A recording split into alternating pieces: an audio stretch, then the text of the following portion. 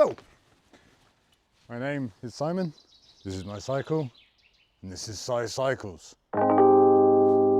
Hit that like and subscribe button and I'll post more videos, hopefully better than this one. So, trying to explain a little bit about what's going on. Thank you for that beep, I'm going to turn. Good to know. I want to do this channel, which is about cycling all around Berlin, Brandenburg, northern Germany. There's a lot more cycling than you would think, especially gravel. The Germans seem to love a good gravel road. It's also easy to get around thanks to trains. And trains you can put a bike on. Ow! Not for that much money. Ooh. So, despite the slightly dodgy intro, that's what we're going to do. That's what I'm going to do. I don't care what you do. Probably watch that spun thing I'm supposed to say. And I'm going the right way. And what way is that exactly?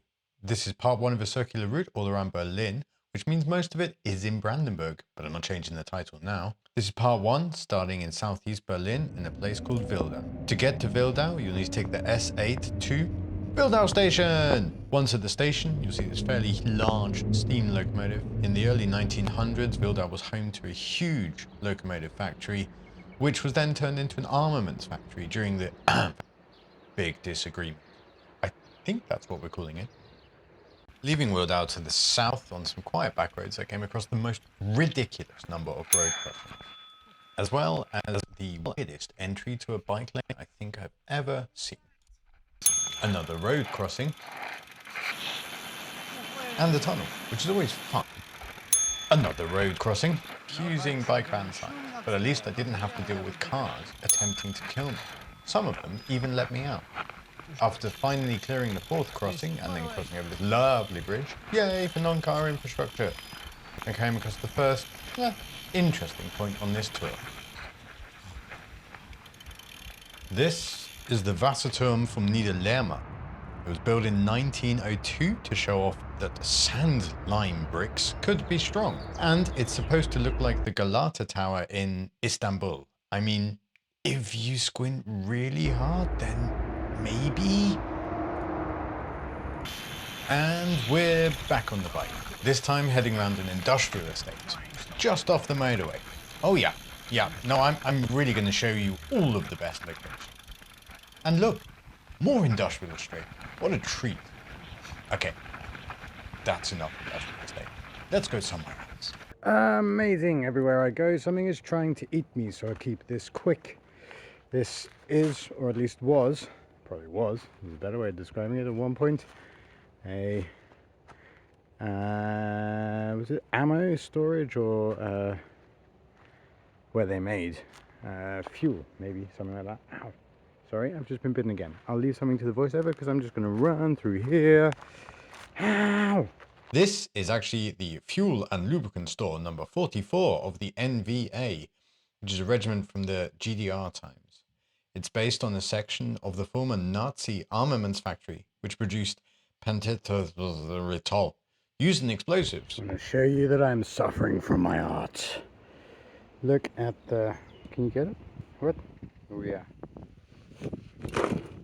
Bollocks. That was the wind. Better get going. Finally, some gravel. This is what you're here for.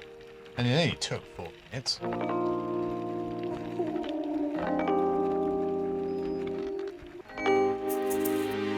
But I know, enough gravel, right?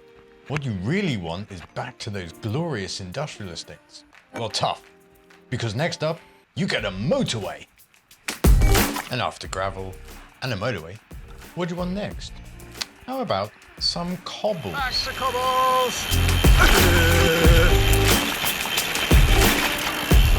For a little way, the path became a little bit overgrown, which meant ducking for one tree and then having to dive around another plant to avoid the inevitable thorny scratches.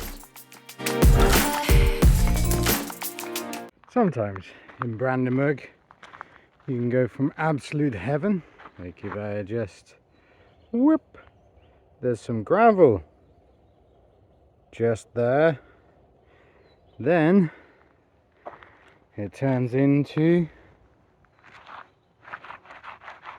nice and deep sand within about 30 seconds. And then you fall off. Just there. Wonderful.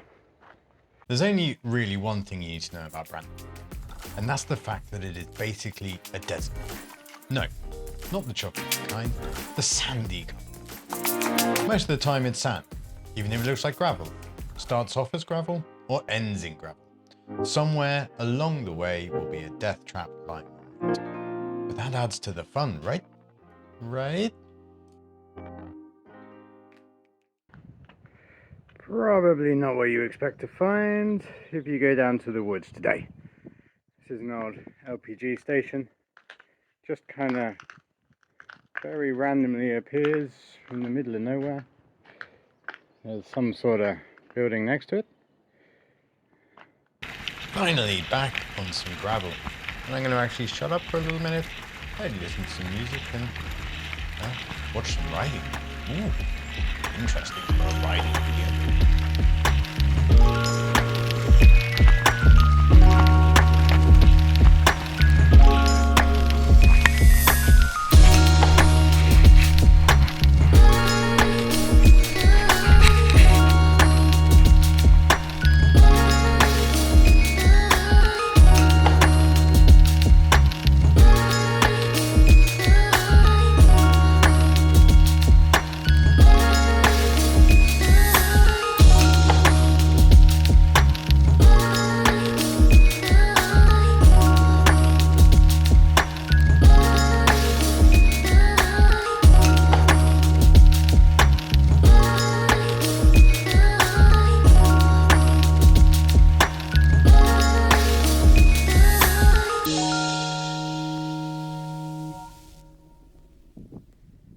See if I can try and get this guy.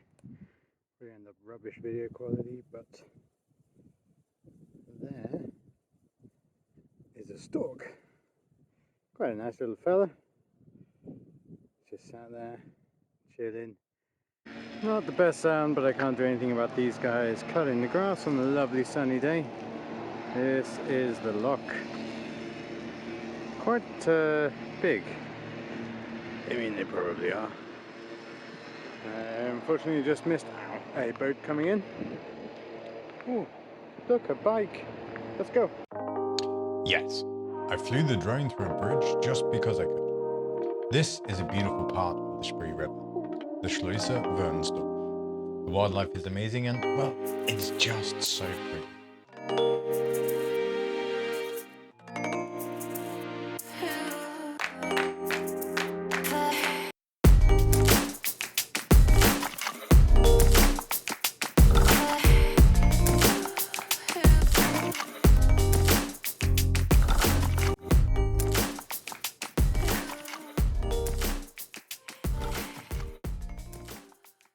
We're not much further down, but this field is absolutely beautiful.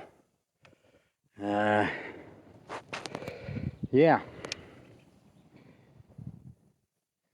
Still looking at the flight path for Berlin-Brandenburg. We about 16k through. Halfway. I think I plotted this route in on purpose because I quite like fields. When you don't like field, what are you even doing? I don't know. Also, just want to show you, if you like things that are quite big, Brandenburg is your place. We have an utterly large wind turbine, which is quite nice.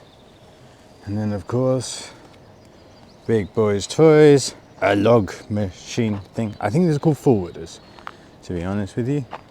Unfortunately, this is parked right on the trail that I wanted to go down. Oops, excuse me. So I don't think we're going down there today. But it's fine, because we can just continue straight. And that's what we'll do. But there is some quite nice, slightly sandy gravel here. Not the worst, not the best. Makes for some speed.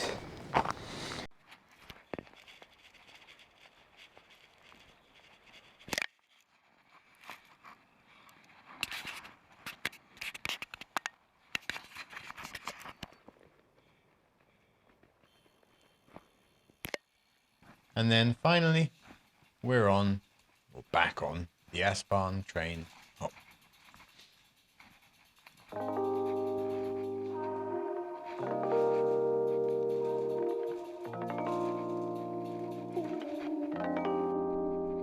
Well, thanks for watching this first part. So many things failed whilst filming this. I certainly wasn't expecting to have to do a voiceover. But I'm looking forward to the next part of this trip from Erkner to Schleuse.